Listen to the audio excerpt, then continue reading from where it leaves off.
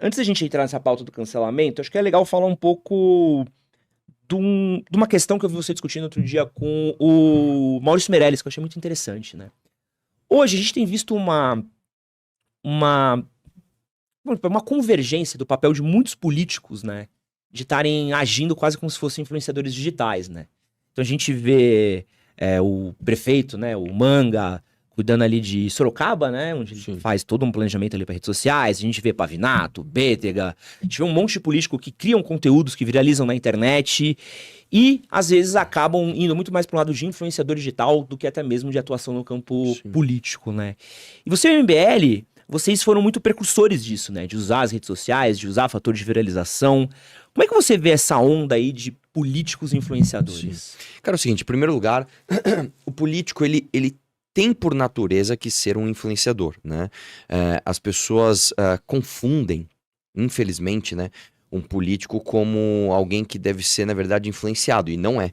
Né? Um político, na verdade, você escolhe alguém como político justamente para ele te representar. Você olha para uma pessoa e fala, cara, esse cara, ele pensa como eu penso. Então, eu vou dar a ele a licença para institucionalmente votar em leis, fiscalizar orçamento da forma que eu faria, mas não tenho tempo porque eu sou, sei lá, padeiro, eu sou qualquer outra coisa. Você tem a sua atividade laboral, você não tem tempo para isso. Então, o político, na sua natureza, ele é de fato um influenciador. Ele é um cara que, olha, cara, eu penso sobre isso, eu entendo sobre isso, eu dedico a minha vida para entender isso e eu acho que a gente deve ir por aqui. E aí você, puta, esse cara parece comigo, ou não, esse cara não parece comigo, vou procurar outra pessoa que seja mais parecida comigo. O problema é, hoje, infelizmente, cara, nós vivemos no Brasil uma crise, isso tem muito a ver com o meu cancelamento que eu tô sofrendo agora, que é uma crise não só de representatividade, a gente não é representado por aquela pessoa que diz nos representar, mas a gente sofre uma crise de identidade.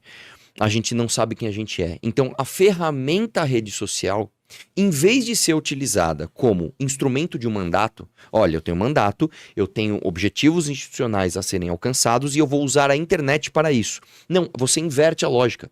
Você usa o mandato como ferramenta para você bombar a tua rede social e está completamente errado. Né? Então, eu vou dar um exemplo. Ninguém tem mais autoridade no Brasil pra falar de fazer show do que eu, cara. Modéstia à parte, assim, eu fiz os discursos mais famosos da história da Assembleia, eu chamei muita atenção quando eu fui deputado e eu usei tudo isso para canalizar para resultados práticos. Né? Então, eu, quando fui deputado, cara, não quero ficar aqui, né, me vangloriando, mas eu sozinho barrei o aumento dos salários fiscais de renda, ajudamos a aprovar a reforma da Previdência Estadual, eu travei um contrato de publicidade da Lesp de mais de 30 milhões, eu acabei com o auxílio peru dos funcionários lá de mais de 10 milhões, eu acabei com aumento para deputado, aumento da verba do gabinete para deputado alugar carro melhor, enfim, a gente fez uma série de coisas e ainda aprovei 3 projetos. Ou seja, em pouco tempo de mandato, eu usei o show para trazer resultados. Hoje você vê o contrário. Eu vou dar um exemplo do Nicolas, por exemplo. Nicolas talvez seja hoje o maior político em redes do Brasil. Acredito eu. E faz vídeo, não sei o que. O que ele entrega de resultado para nada. O cara vai lá, põe a peruca, se faz de Nicole, legal, a pauta é legítima, a maneira como se manifestou é legítima, acho que é positivo, só que não entrega o que tem que entregar. E as pessoas corroboram com esse tipo de atitude. Então hoje, infelizmente, cara, como a gente tem uma crise de representatividade, uma crise de identidade, as pessoas acham que um bom político é um cara que faz um bom show. E não. Um bom político é um cara que faz um bom show, mas deságua isso em resultados institucionais. Você provavelmente viu o caso de Pouso Alegre, do nosso vereador lá, Israel Russo. Não sei se você viu Pô, maravilhoso esse caso. Isso é inacreditável. Quem não viu esse caso daí é um caso de... Era um vereador, né? É um vereador de Pouso Alegre que não é uma cidade tão pequena. Esse aqui é o mais... Acho que é a primeira cidade que tem depois da divisa de São Paulo com Minas. Né? Exatamente, cara. Não sei se é a primeira, que tem várias. Mas uma das primeiras, uma né? das Próximo de primeiras. Santa Rita do Sapucaí. Exatamente. Né? Lá é sul de Minas, é maravilhoso ali. E aí, basicamente, ele faz oposição ao prefeito, oposição, então ele já tá marcado, as pessoas odeiam ele lá. E aí o prefeito ia votar um aumento de cargos. O que ele fez? Ele foi muito ligeiro. Ele colocou uma emenda para votar a diminuição de cargos, para diminuir o aumento de, acho que eram 33, ele trouxe para 7, em vez de 33 cargos novos, que eram só 7, e aí ele apresentou a emenda e votou contra a própria emenda, porque ele sabia que todo mundo lá nem sabia o que estava votando.